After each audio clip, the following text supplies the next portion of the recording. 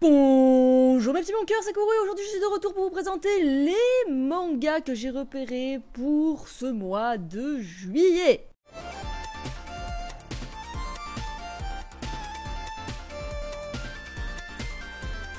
J'en ai sélectionné moins que la dernière fois et pour cause parce que j'ai fait quand même beaucoup plus le tri et je pense que là au niveau des classifications nous sommes pas trop mal et on va commencer tout de suite par les seinen. Donc on va commencer par le premier qui va sortir, c'est Darwin's Incident, et non pas Incidence comme j'ai failli le dire à moult reprises. Donc ce petit bijou qui va sortir chez Kana, donc c'est l'histoire d'un chimpanzé humain. Ouais, alors voilà, il s'appelle Charlie et il a été découvert par des gens qui militaient contre, ceux qui utilisent des animaux pour faire des expériences, et ils ont attaqué un laboratoire et ils ont trouvé du coup une femelle chimpanzé enceinte, et il s'avère que du coup parmi ces expériences, le génome humain et chimpanzé a fusionné pour donner Charlie. Alors, ces expressions sont assez folles. J'ai réussi à avoir un extrait, hein. De toute manière, je vous présente pas des mangas dont j'ai pas au moins lu un minimum, donc l'extrait est disponible si vous voulez le lire, mais vraiment les expressions du personnage sont vraiment folles et on a l'impression qu'il peut devenir fou à tout moment en fait. C'est vraiment ouf. Il est très cinglant, on va dire, parce que forcément il est humain chimpanzé, donc il parle voilà le langage humain normalement, c'est un adolescent, il va à l'école, hein, on va le voir au tout début dans l'extrait qu'il va aller à l'école et il va vraiment mettre un énorme stop au mec qui commence à vouloir lui casser les couilles, hein, donc le mec qui en gros il veut faire son malin, il arrive, il dit oui les animaux c'est la même valeur en termes de vie que les êtres humains et tout machin, donc si t'as un rat qui porte un virus en lui, est-ce que tu le tues ou est-ce que tu te laisses tuer vu qu'il a sa vie a la même valeur que la tienne, machin, etc. C'est complètement débile comme réflexion, il veut juste essayer de l'humilier, sauf que Charlie il répond en mode non, je vais le buter parce que sinon c'est moi qui meurs et je vais pas mourir. Ce qui est logique, tout le monde réagirait comme ça, humain ou ce soit n'importe, voilà. Et donc l'autre il est en mode tu vois, alors les animaux ils ont pas autant de valeur et je sais pas quoi, un truc complètement illogique. Et Charlie il se retourne et il lui dit mais tu sais, si c'est toi qui es contaminé, je te tuerai aussi, hein. Genre en mode c'est pas parce que c'est un animal, c'est juste parce que t'es contaminé, pauvre débile quoi. Et mais avec un air, on voit l'air, le magnifique dessin de quand il dit ça, vraiment ultra sérieux, il fait limite peur et c'est très très bien dessiné. Et on a aussi du coup l'autre partie qui est du point de vue des militants, voilà c'est ça que je cherchais comme mot, anti-utilisation d'animaux, etc. On les voit vraiment à la fin de l'extrait et ils commencent à devenir complètement extrémistes et leur but en fait c'est de recruter Charlie dans leur délire, on va dire, et on sait pas trop ce que ça va donner. Moi je pense que ça peut être très intéressant, surtout que le personnage de Charlie, on se pose vraiment plein de questions par rapport à lui. Je vous dis, les expressions qui sont dessinées sur lui, ça intrigue plus qu'autre chose. Moi j'arrive pas à deviner si vraiment il peut devenir complètement taré ou si en fait il est vraiment très calme et complètement à l'ouest de tout ça. Donc voilà, le truc ça va être, est-ce que les militants vont réussir à le recruter ou est-ce que Charlie va dire qu'ils sont complètement tarés? On verra bien, en tout cas c'est un que j'ai relevé pour ce mois-ci en termes de seinen. On va passer au suivant.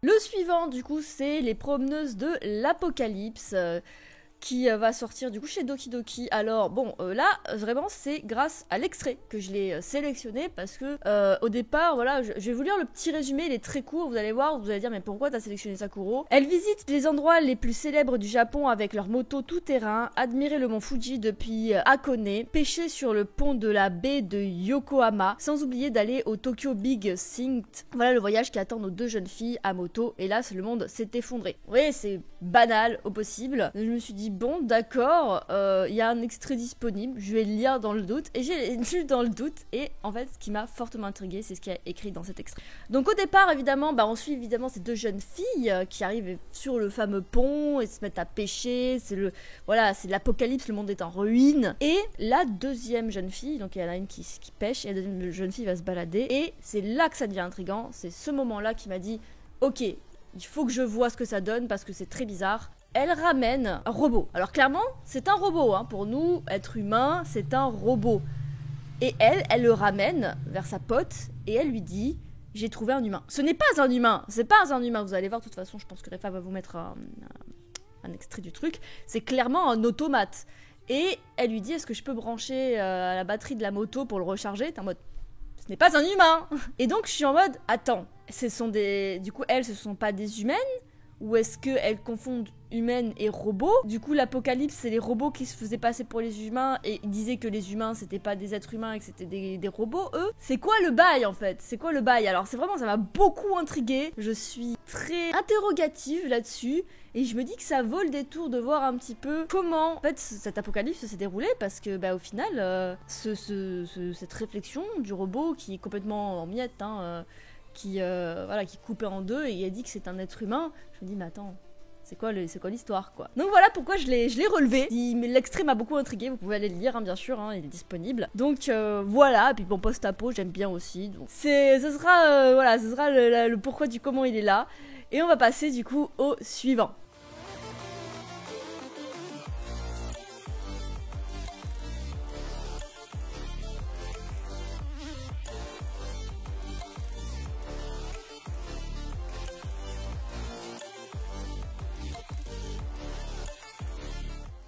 Alors le suivant, on reste sur les seinen, on passera à autre chose après, et Killer Shark in Another World. Alors honnêtement, quand j'ai vu, je me suis dit what the fuck, je vais jamais retenir ça. Donc c'est chez Meian. C'est l'histoire d'une invocatrice qui est dans une école et qui essaye du coup de devenir officiellement invocatrice pour aller combattre le roi démon. Bon, voilà le basique. Mais en fait, comment vous dire, elle est pourrie. Genre, elle est complètement pourrie. Seule chose qu'elle arrive à invoquer, c'est une fleur au début. T'es en mode ok. Et ses camarades de classe se foutent complètement de sa gueule. Sa prof lui met des grosses beignes en mode ressaisis-toi, faut que tu fasses quelque chose. Tu veux combattre le roi démon, tu veux pas combattre le roi démon. Et en fait, on voit un extrait où elle regarde une espèce de film. Et en fait, le film déconne et elle voit un peu genre les dents de la mer, un truc comme ça. Et le lendemain, le dernier examen final, arrive et elle doit invoquer du coup son pet quoi. Elle invoque du coup un requin.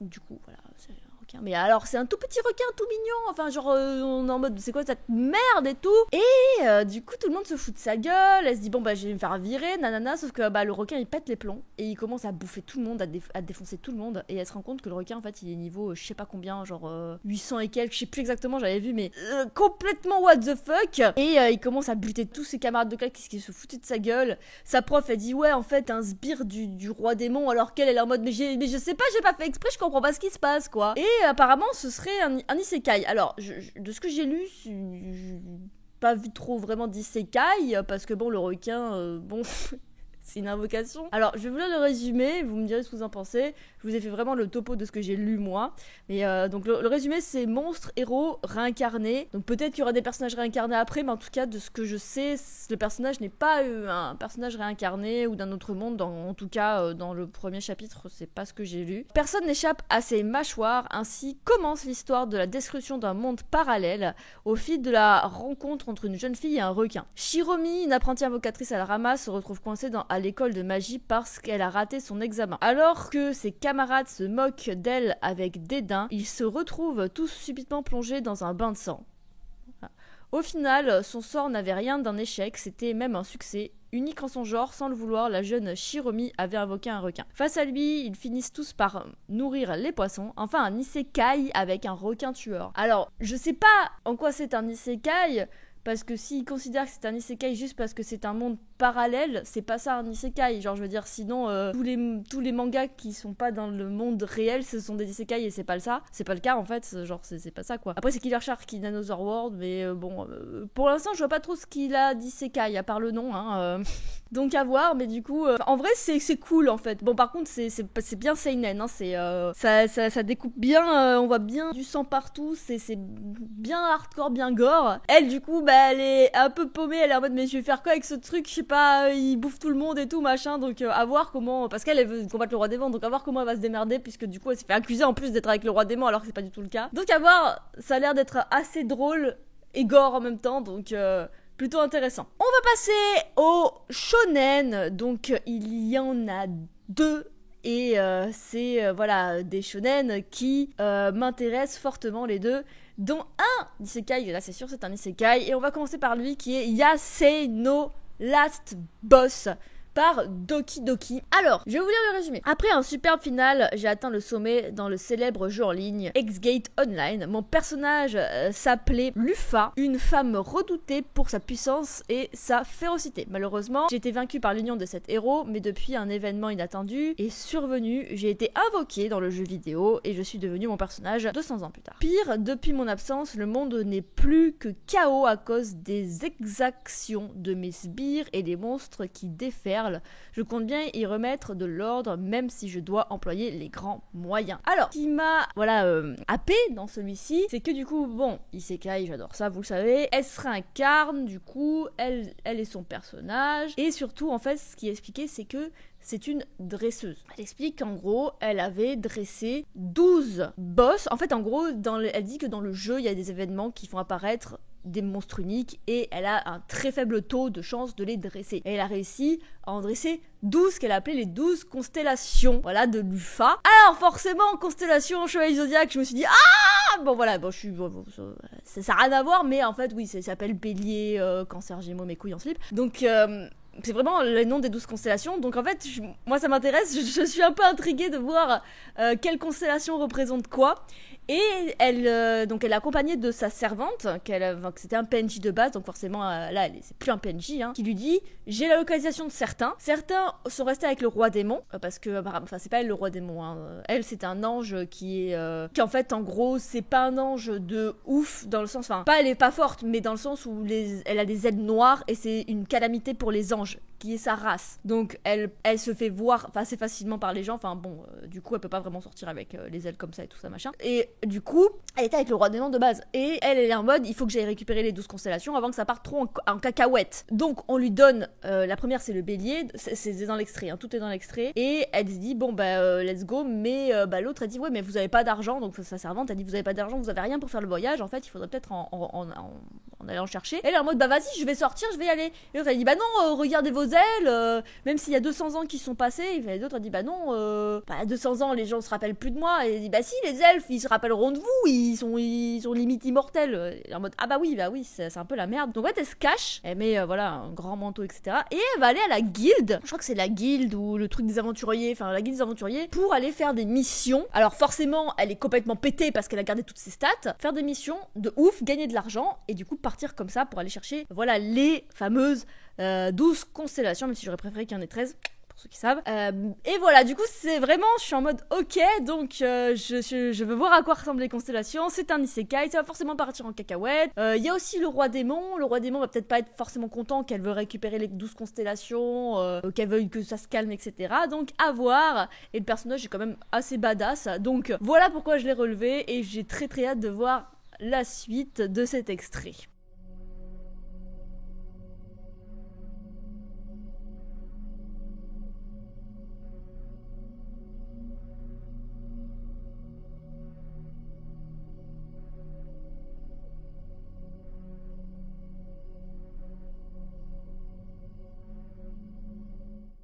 On va passer au deuxième shonen, même si c'est un peu un shoujo limite, je trouve, c'est un peu des deux en fait, au vu de l'histoire, qui est Archdémon Dilemma par Meian. Beaucoup de Meian en ce moment dans mes choix d'ailleurs. Donc ça raconte du coup l'histoire d'un mage. Donc les mages en fait ils sont ultra puissants et ils sont très mal vus parce que ils utilisent beaucoup des sacrifices de gens, des choses comme ça qui ont beaucoup de mana pour faire, pour découvrir d'autres magies, etc. Mais Zagan, il est pas comme ça, donc c'est notre héros. C'est un sorcier craint de tous. Sur invitation de son seul ami, peu recommandable, Barbatos, il se rend à une vente aux enchères clandestine. Alors, je vais égayer le résumé puisque j'ai lu l'extrait. Il s'avère qu'à cette vente aux enchères, c'est pas une vente aux enchères clandestine normale. Il s'avère que il y a des rois démons, alors je sais plus combien il y en a exactement, mais ces rois démons, c'est des mages en fait, c'est des mages, je crois que c'est des rois démons que c'est dit, je sais plus exactement, enfin bon bref, qui sont des mages de ouf, voilà, c'est genre les chefs des mages quoi. Et un des rois démons est mort. Et ce roi démon, pour ses affaires, qui a cette vente aux enchères clandestine, donc ils y vont dans l'espoir de trouver l'héritage de ce roi démon aux ventes aux enchères. Mais donc là-bas en fait, ils tombent pas vraiment sur l'héritage, enfin oui et non, ils tombent sur Nephi, qui est une esclave elfe qui était du coup sous la coupe de cet ancien roi démon, et en fait il a le coup de foudre. Donc Zagan a le coup de foudre, il tombe amoureux du coup de Nephi et il l'achète pour 1 million. Genre il dit 1 million direct. Et en fait, c'est genre, mais c'est ultra cher, même si c'est une elfe et que c'est super rare, elle a une quantité de mana de ouf. Et en fait, les gens ils veulent l'acheter de base pour la sacrifier et utiliser son mana pour faire des trucs. Et en fait, lui il est juste amoureux d'elle et il va du coup l'acheter. Et en fait, le problème c'est que notre cher Zagan qui est amoureux d'elle, c'est un mage, il est reclus, il aime pas trop les gens. Voilà, comme on dit, son seul ami c'est Barbatos, donc c'est un autre mage qui est un peu what the fuck. Et lui il est en mode, je sais pas trop comment lui parler, ni rien. En plus, elle est en mode, comment vous voulez que je meure ? Comment je vais mourir parce qu'elle elle a été élevée comme ça, en mode de toute façon je vais servir de sacrifice. Et l'autre il est en mode mais non mais c'est pas pour ça que je t'ai acheté en fait. Après il peut pas lui dire ouais je t'ai acheté parce que je suis tombé amoureux de toi sur un coup de foudre. Il dit lui-même ça fait un peu bizarre de dire ça. Et il sait vraiment pas, donc en fait, il va essayer de s'occuper d'elle, voilà, de lui parler, de lui enlever le collier aussi d'esclave qu'elle a autour du cou et tout. Et c'est assez drôle parce que lui, il est en mode, c'est un grand sorcier puissant de ouf, machin, et il sait pas comment lui parler, quoi. C'est vraiment trop lolo. Et là, on est en mode, oh frérot.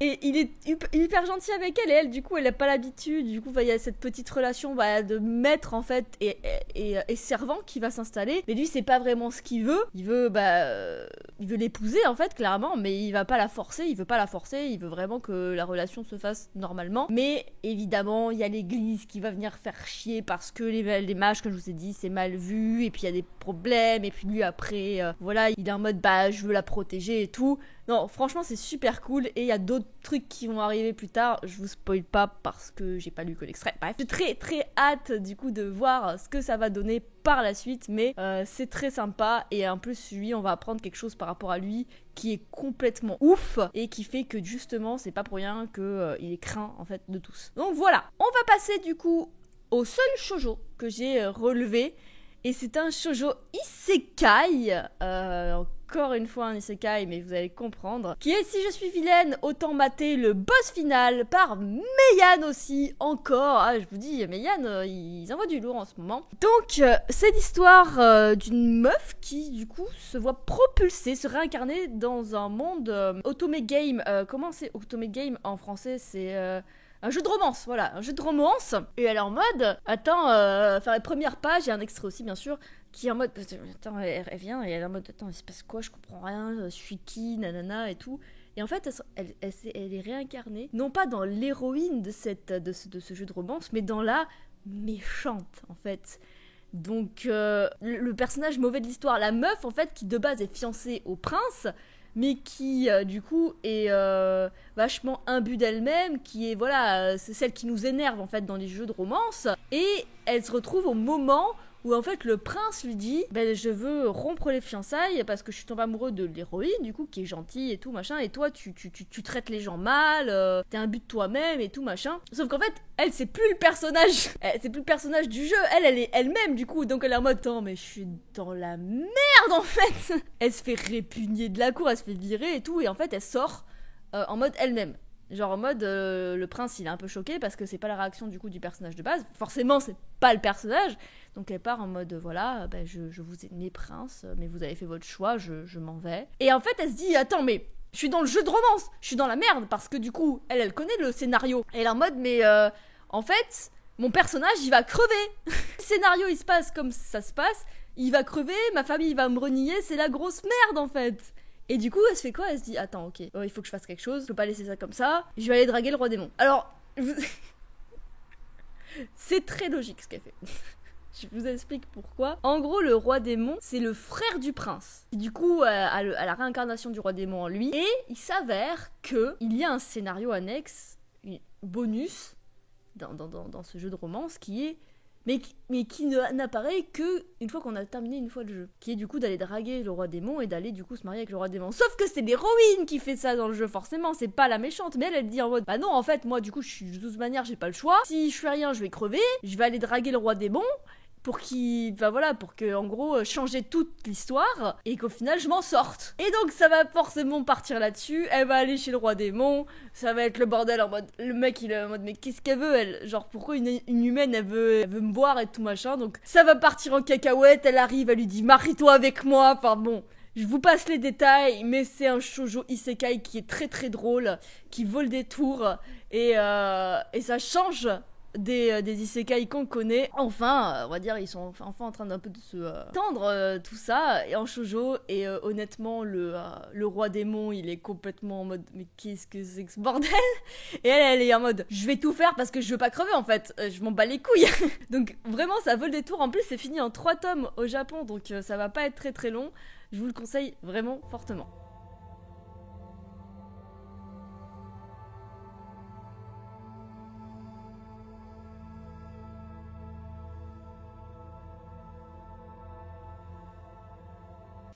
Et on va passer au dernier, et ce n'est pas un shoujo, non, on va passer par la catégorie global manga, donc c'est un manfra qui est édité par H2T, qui est Bravest Journée. Les dessins sont particuliers, bon, c'est pas la folie, mais l'histoire... c'est du shonen, hein, c'est un global manga de type qui parle du coup de forgeron très connu et qui a un pouvoir très spécial. Et il a son apprenti qui est aussi son petit-fils qui se bat tout le temps avec les mecs parce que il dirige l'étal de son grand-père et il est en mode comment ça tu veux pas acheter l'épée de mon grand-père, elle vaut tant, tu payes tant, et l'autre est en mode non mais c'est trop cher, il va en mode non c'est pas trop cher, ça vaut et tout, donc bon il se tabasse et tout. Il y a la vieille du village, on la voit au tout début, elle est en mode ouais de la baston, et en mode mais attends, madame, vous êtes censée apaiser les tensions. Non, la baston, je m'en bats les couilles, frère.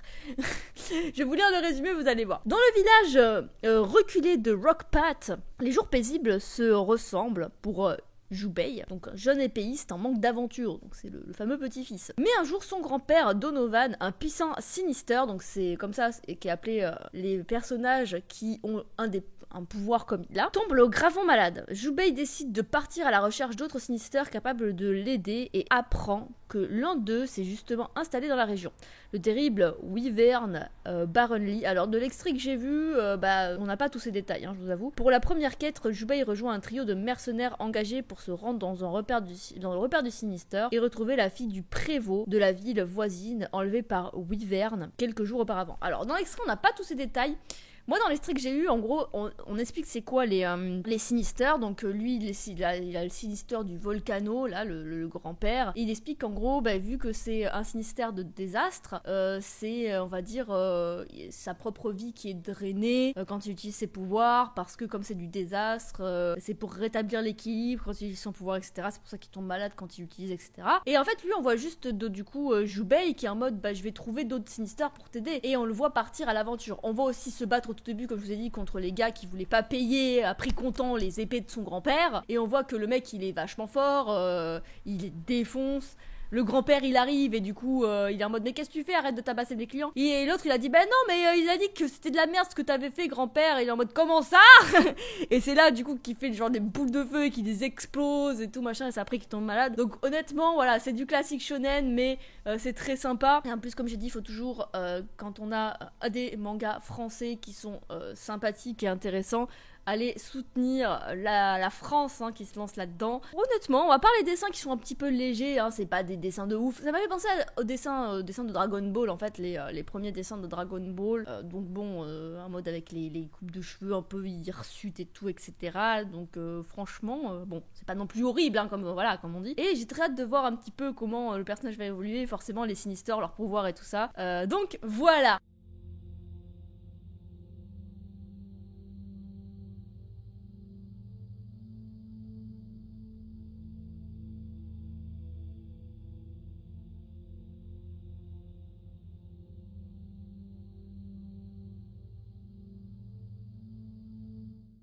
On va se laisser là-dessus. Alors comme vous voyez, j'ai fait une sélection très restreinte comparée à la vidéo du mois dernier. Avec la vidéo du mois dernier avait beaucoup de choses qui m'avaient intriguée.